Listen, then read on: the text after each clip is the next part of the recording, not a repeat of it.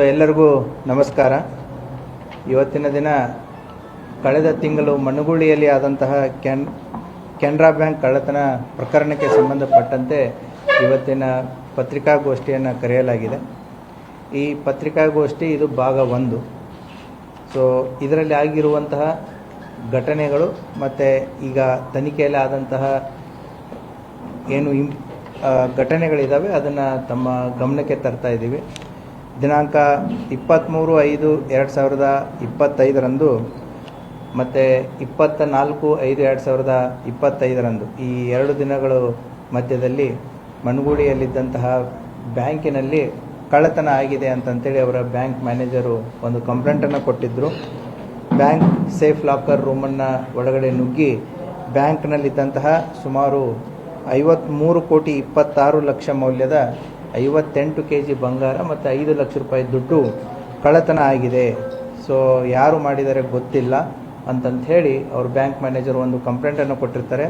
ಆ ಹಿನ್ನೆಲೆಯಲ್ಲಿ ಮಣ್ಣುಗುಳಿ ಪೊಲೀಸ್ ಠಾಣೆಯಲ್ಲಿ ಅಪರಾಧ ಕ್ರಮಾಂಕ ಸಂಖ್ಯೆ 69/25 ಮತ್ತು BNS ಅಡಿಯಲ್ಲಿ ಸೆಕ್ಷನ್ಸ್ಗಳ ಅಡಿಯಲ್ಲಿ ಪ್ರಕರಣವನ್ನು ದಾಖಲು ಮಾಡಿಕೊಂಡು ಪೊಲೀಸ್ ಇಲಾಖೆ ಈ ಪ್ರಕರಣವನ್ನು ಕೈಗೊಂಡಿರುತ್ತದೆ. ಆದಂತಹ ಪ್ರಮಾಣ ಮತ್ತು ಆದಂತಹ ಘಟನೆಗೆ ಸಂಬಂಧಪಟ್ಟಂತೆ ಪೊಲೀಸ್ ಇಲಾಖೆ ಒಟ್ಟು 8 ತನಿಖಾ ತಂಡಗಳನ್ನು ರಚನೆ ಮಾಡಿರುತ್ತೆ. ಅಡಿಷನಲ್ SP ನಮ್ಮ ರಾಮನಗೌಡ ಹಟ್ಟಿ ಅವರ ಮಾರ್ಗದರ್ಶನದಲ್ಲಿ 8 ತಂಡಗಳು ಕೆಲಸವನ್ನು ನಿರ್ವಹಿಸಲಿಕ್ಕೆ ಒಂದು ಆದೇಶವನ್ನು ಮಾಡಿ DSP ರೂರಲ್ ಅವರ ಒಂದು ತಂಡ, CPI ರೂರಲ್ ಅವರ ಒಂದು ತಂಡ, DSP ಸೆನ್ ಸುನಿಲ್ ಕಾಂಬ್ಳೆ ಅವರ ಒಂದು ತಂಡ, DSP ಬಾಗೇವಾಡಿ ಬಲ್ಲಪ್ಪ ನಂದಗಾವಿ ಅವರ ಒಂದು ತಂಡ, ಟೆಕ್ನಿಕಲ್ ತಂಡ ಮತ್ತು ಅವರ ಜೊತೆಗೆ ನಮ್ಮ ಇನ್ಸ್ಪೆಕ್ಟರ್ ಬಾಗೇವಾಡಿ ಗುರುಶಾಂತ್ ದಾಶಾಳ್ ಅವರ ಒಂದು ತಂಡ, CPI ನಿಡಗುಂದಿ ಅಶೋಕ್ ಚವ್ಹಾಣ್ ಅವರ ಒಂದು ತಂಡ, ಅದರ ಜೊತೆಗೆ ಸುಮಾರು 10ಕ್ಕಿಂತಲೂ ಹೆಚ್ಚು PSI ರವರು ಈ ತಂಡಗಳಲ್ಲಿ ಮತ್ತು ಆ ಸಿಬ್ಬಂದಿಗಳನ್ನು ಒಳಗೊಂಡಂಥ ಒಂದು ತಂಡವನ್ನು ರಚನೆ ಮಾಡಿರುತ್ತೆ. ಯಾಕಂತಂದರೆ ಆದಂತಹ ಘಟನೆ ಸ್ವರೂಪ ಮತ್ತು ಗಂಭೀರತೆಯನ್ನು ತಿಳ್ಕೊಂಡು ಈ ತಂಡಗಳನ್ನು ರಚನೆ ಮಾಡಿ ಪೊಲೀಸ್ ಇಲಾಖೆ ಕಾರ್ಯಪ್ರವೃತ್ತರಾಗಿರುತ್ತೆ. ಆ ಹಿನ್ನೆಲೆಯಲ್ಲಿ ಈಗ ಈ ಪ್ರಕರಣದಲ್ಲಿ ಆರೋಪಿಗಳಾದಂತಹ ವಿಜಯ್ ಕುಮಾರ್ ಮಿರಿಯಾಳು 41 ವರ್ಷ, ಈತ ಬ್ಯಾಂಕ್ ಮ್ಯಾನೇಜರ್ ಆಗಿ ನಮ್ಮ ಕೋಲಾರ ತಾಲೂಕಿನ ರೋಣಿಹಾಳ್ ಬ್ಯಾಂಕಲ್ಲಿ ಕೆಲಸ ಮಾಡ್ತಾ ಇದ್ದಾನೆ. ಈತ ಮುಂಚೆ ಇಲ್ಲಿ ಮಣ್ಣುಗುಳಿಯಲ್ಲಿ ಬ್ಯಾಂಕ್ ಮ್ಯಾನೇಜರ್ ಆಗಿ ಕೆಲಸ ಮಾಡಿದಂತಹ ವ್ಯಕ್ತಿ ಆಗಿರ್ತಾನೆ. ಆತ ಆರೋಪಿ ನಂಬರ್ 1. ಎರಡನೇದವನು ಚಂದ್ರಶೇಖರ್ ನೆರಲ, ಈತ ಖಾಸಗಿ ಉದ್ಯೋಗ, ರಿಯಲ್ ಎಸ್ಟೇಟು, ಆಮೇಲೆ ಈತನೊಂದು ಸೆಂಟ್ ಆಂಥ್ರೂ ಸ್ಕೂಲು ಅಂತಂತೇಳಿ ಸ್ಕೂಲನ್ನು ಕೂಡ ಹುಬ್ಬಳ್ಳಿ ಕೇಶವಾಪುರದಲ್ಲಿ ನಡೆಸ್ತಾನೆ. ಈತ ಕಾಂಟ್ರಾಕ್ಟರ್ ಆಗಿಯೂ ಕೆಲಸ ಮಾಡ್ತಾನೆ. ಆಮೇಲೆ ಈತ ಕ್ಯಾಸಿನೋಗಳನ್ನು ಕೂಡ ಆಡೋದು ನಡೆಸೋವಂಥ ಒಂದು ಹವ್ಯಾಸವನ್ನು ಹೊಂದಿದ್ದಾನೆ. ಗೋವಾದಲ್ಲಿ ಕೆಲಸ ಕಾರ್ಯಗಳನ್ನು ಮಾಡ್ತಾನೆ, ಹುಬ್ಬಳ್ಳಿಯಲ್ಲಿ ಮಾಡ್ತಾನೆ. ಅದೇ ರೀತಿ ಕೂಡ ಈತ ಶ್ರೀಲಂಕಾಕ್ಕೂ ಹೋಗಿ ಕೊಲಂಬೋ ಅಲ್ಲಿ ಇಲ್ಲಿಗಳಲ್ಲಿ ಕೂಡ ಕ್ಯಾಸಿನೋ ಆಡುವಂಥ ಒಂದು ಪ್ರವೃತ್ತಿಯನ್ನು ಬೆಳೆಸ್ಕೊಂಡಂಥ ವ್ಯಕ್ತಿ ಚಂದ್ರಶೇಖರ್. ಈ ಚಂದ್ರಶೇಖರು ಮುಂಚೆ ಒಂದು ಬ್ಯಾಂಕಲ್ಲಿ ಕೆಲಸ ಮಾಡಿ ಅಲ್ಲಿನೂ ಕೂಡ ಗೋಲ್ಮಾಲ್ ಮಾಡಿ ಸಸ್ಪೆಂಡ್ ಆಗಿ ಡಿಸ್ಮಿಸ್ ಆದಂಥ ಒಬ್ಬ ವ್ಯಕ್ತಿ. ಈತ ನಮ್ಮ ವಿಜಯ್ ಮೇರಿಯಾಳನ ಫ್ರೆಂಡು. ಇನ್ನೊಬ್ಬ ವ್ಯಕ್ತಿ ಸುನಿಲ್ ಮೋಕಾ ಅಂತಂತೇಳಿ ಇವನು ಕೂಡ ಈ ಚಂದ್ರಶೇಖರನ ಜೊತೆಗೆ ಅಸೋಸಿಯೇಟ್ ಆಗಿದ್ದು ಅವನ ಹತ್ತಿರ PA ರೀತಿಯಲ್ಲಿ ಕೆಲಸ ಮಾಡುವಂಥ ಒಬ್ಬ ವ್ಯಕ್ತಿ. ಇವನು ಕೂಡ ಈಗೇನು ಚಂದ್ರಶೇಖರ್ ಇದ್ದಂಥ ಎಲ್ಲ ಚಟಗಳನ್ನು ಕೂಡ ಇವನಿಗೂ ಇರುವಂಥ ಒಬ್ಬ ವ್ಯಕ್ತಿ. ಈ ಮೂವರು ಈಗ ಆರೋಪಿಗಳನ್ನ ನಾವು ಬಂಧನ ಮಾಡಿದ್ದೀವಿ.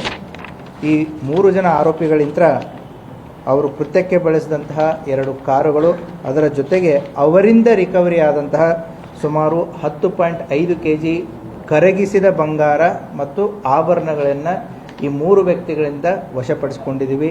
ಸುಮಾರು 10,75,00,000 ವ್ಯಾಲ್ಯೂವಿನ ವಸ್ತುಗಳನ್ನು ಅವರಿಂದ ಈ 3 ಜನ ವ್ಯಕ್ತಿಗಳಿಂದ ವಶಪಡಿಸ್ಕೊಂಡಿದ್ದೀವಿ. ಈ ಪ್ರಕರಣದಲ್ಲಿ ಇನ್ನೂ ಹಲವಾರು ಆರೋಪಿಗಳು ಹೊರಗಿದ್ದು ಅವರಲ್ಲಿದ್ದಂತಹ ಮಾಲುಗಳನ್ನು ನಾವು ವಶಪಡಿಸಿಕೊಳ್ಳೋದು, ಅವ್ರನ್ನ ಪತ್ತೆ ಮಾಡೋದು ಮತ್ತು ವಶಪಡಿಸಿಕೊಳ್ಳುವುದು ಕೂಡ ಬಾಕಿ ಇದೆ. ಆ ಹಿನ್ನೆಲೆಯಲ್ಲಿ ಪೊಲೀಸ್ ಇಲಾಖೆ ಈಗ ಈ ಪ್ರಕರಣದಲ್ಲಿ ಮಾಡಿದವರು ಯಾರು ಅನ್ನೋದನ್ನು ಭೇದಿಸುವುದರಲ್ಲಿ ಯಶಸ್ವಿಯಾಗಿದೆ. ಈ ಪ್ರಕರಣದಲ್ಲಿ ಇದ್ದಂತಹ ಆರೋಪಿಗಳನ್ನು ಪತ್ತೆ ಮಾಡಲಾಗಿದೆ ಮತ್ತು ಇನ್ನೂ ಉಳಿದ ಆರೋಪಿಗಳ ಬಗ್ಗೆ ಹೆಚ್ಚಿನ ತನಿಖೆಯನ್ನು ಕೈಗೊಂಡು ಅವರಿಂದನೂ ಕೂಡ ನಾವು ಇದನ್ನು ಡಿವೈಡ್ ಮಾಡ್ಕೊಂಡಿದ್ದಾರೆ, ಹಂಚಿಕೊಂಡಿದ್ದಾರೆ. ಸೊ ಅವರಿಂದನೂ ಕೂಡ ನಾವು ಆಭರಣಗಳನ್ನು ವಶಪಡಿಸಿಕೊಳ್ಳುವಂಥ ಕಾರ್ಯ ಇನ್ನೂ ಇದೆ. ಸೊ ಆದಷ್ಟು ಬೇಗನೆ ಕೂಡ ಉಳಿದಂಥ ಆರೋಪಿಗಳನ್ನು ಪತ್ತೆ ಮಾಡಿ ಪ್ರಕರಣದಲ್ಲಿರುವಂತಹ ಉಳಿದಂಥವರನ್ನ ಕೂಡ ಆದಷ್ಟು ಬೇಗನೆ ಕ್ರಮ ಕೈಗೊಳ್ಳುವಂಥ ವಿಶ್ವಾಸ ಪೊಲೀಸ್ ಇಲಾಖೆಯಲ್ಲಿದೆ. ನೀವು ಕೇಳುವಂಥ ಕೆಲವು ಪ್ರಶ್ನೆಗಳಿಗೆ ನಾನೇ ಮೊದಲು ಕೆಲವೊಂದಿಷ್ಟು ಉತ್ತರಗಳನ್ನು ಕೊಡ್ತೀನಿ. ಸೊ ಇದು ಸುಮಾರು ತಿಂಗಳುಗಳಿಂದ ಪ್ಲ್ಯಾನ್ ಮಾಡಿದ್ದಾರೆ. ಫೆಬ್ರವರಿ ತಿಂಗಳಿಂದಲೇ ಇದನ್ನು ಪ್ಲ್ಯಾನ್ ಮಾಡಿದ್ದಾರೆ. ಯಾವ ರೀತಿ ಇದನ್ನು ಮಾಡಬೇಕು, ಎಕ್ಸಿಕ್ಯೂಟ್ ಮಾಡಬೇಕು ಅನ್ನೋದನ್ನು ಹಲವಾರು ಬಾರಿ ಚರ್ಚಿಸಿದ್ದಾರೆ. ಹಲವಾರು ಬಾರಿ ಇವರು ಮಣಗುಳಿಗೂ ಕೂಡ ಬಂದು ಹೋಗಿದ್ದಾರೆ. ಅಲ್ಲಿ ಇದ್ದಂಥ ಏರಿಯಾವನ್ನು ಪೂರ್ತಿ ಸ್ಟಡಿ ಮಾಡಿದ್ದಾರೆ. ಎಲ್ಲೆಲ್ಲಿ CCTVಗಳಿವೆ, ನಾವು ಯಾವ ದಾರಿಯಲ್ಲಿ ಬರಬೇಕು, ಯಾವ ರೂಟಲ್ಲಿ ಹೋಗಬೇಕು, ಯಾವ ರೀತಿ ಮಾಡಬೇಕು ಅನ್ನೋದನ್ನು ಕೂಡ ಅವರು ಹಲವಾರು ತಿಂಗಳುಗಳಿಂದ ಅದನ್ನು ಸ್ಟಡಿ ಮಾಡಿದ್ದಾರೆ. ಆಮೇಲೆ ಇದನ್ನು ಬ್ಯಾಂಕಲ್ಲಿದ್ದಂಥ ಕೀಸ್ಗಳನ್ನು ಈ ವಿಜಯ್ ಏನಿದ್ದಾನೆ ಪ್ರೀವಿಯಸ್ ಮ್ಯಾನೇಜರು, ಆತ ಮೇದಲ್ಲಿ ಟ್ರಾನ್ಸ್ಫರ್ ಆಗ್ತಾನೆ. ಮಣಗುಳಿಯಲ್ಲಿ ಮೇ 9ರವರೆಗೂ ಕೆಲಸ ಮಾಡಿದ್ದಾನೆ. ತದನಂತರ ಅಲ್ಲಿಂದ ವರ್ಗಾವಣೆಯಾಗಿ ರೂಣಿಯಾಳ್ ಬ್ರಾಂಚಿಗೆ ಹೋಗಿದ್ದಾನೆ. ಅವನು ಹೋಗೋಕ್ಕಿಂತ ಮುಂಚೆನೇ ಮಾರ್ಚ್ ಮತ್ತು ಏಪ್ರಿಲ್ ತಿಂಗಳಲ್ಲಿ ಈ ಬ್ಯಾಂಕಿನ ಕೀಸ್ಗಳಿಗೆ ಏನಿರ್ತವೆ, ಈ ಕೀಸ್ಗಳನ್ನು ಈ ಆರೋಪಿಗಳಿಗೆ ಕೊಟ್ಟು ಅವುಗಳನ್ನು ಡುಪ್ಲಿಕೇಟ್ ಕೀಗಳನ್ನು ಮಾಡಿಸಿದ್ದಾರೆ. ಸೊ ಆ ಡುಪ್ಲಿಕೇಟ್ ಕೀಗಳು ಕೂಡ ವರ್ಕ್ ಆಗುತ್ತೋ ಇಲ್ಲೋ ಅನ್ನೋದಕ್ಕೆ ಕೂಡ ಹಲವಾರು ಬಾರಿ ಅದನ್ನು ಟೆಸ್ಟ್ ಆ್ಯಂಡ್ ಟ್ರಯಲ್ ಮಾಡಿದ್ದಾರೆ. ಸೊ ಯಾವಾಗ ಸಕ್ಸಸ್ ಆಗಿದೆ ವೇಟ್ ಮಾಡಿದ್ದಾರೆ. ಏನು ಅಂತಂದರೆ ಇದ್ದಂತಹ ಈ ವಿಜಯ್ ಮ್ಯಾನೇಜರ್ ಏನಿದ್ದಾನೆ ಆತ ವರ್ಗಾವಣೆ ಆಗಿ ಹೋಗೋವರೆಗೂ ಕೂಡ ಕಾಯ್ದಿದ್ದಾರೆ. ಅಂದರೆ ನಾಳೆ ಇದು ಅವನ ಮೇಲೆ ಬರಬಾರ್ದು, ಯಾಕಂದರೆ ರೆಸ್ಪಾನ್ಸಿಬಿಲಿಟಿ ಅವನ ಮೇಲೆ ಇರುತ್ತೆ ಅಂತಂಥೇಳಿ ಅವನ ಮೇಲೆ ಬರಬಾರ್ದು.